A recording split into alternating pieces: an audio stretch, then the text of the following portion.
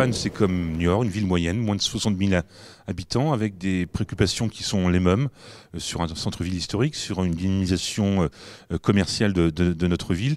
Mais surtout, ce qui m'intéressait lors de ma visite aujourd'hui, c'est plus en tant que président du Golfe du Morbihan Vannes Agglomération, c'est la gratuité des transports en commun. J'ai une ville effectivement qui est sclérosée par la circulation automobile. Et je voulais voir pourquoi ici cette expérience qui est maintenant mise en place depuis presque 4 ans fonctionne, quels étaient les enjeux financiers, économiques, mais aussi techniques de ce choix. Parce que ce qui peut paraître simple au premier abord, de dire je rends les transports en commun gratuits, cela ne l'est pas forcément. Cette gratuité des transports en commun, elle s'est aussi accompagnée d'une politique cycliste ou cyclable avec la mise à disposition de vélos électriques en location. Je vois effectivement que sur la part de l'automobile, sur plein de choses telles que celle-là, on voit que la gratuité, elle ne peut pas être seule. Elle doit s'accompagner effectivement de d'autres politiques de mobilité.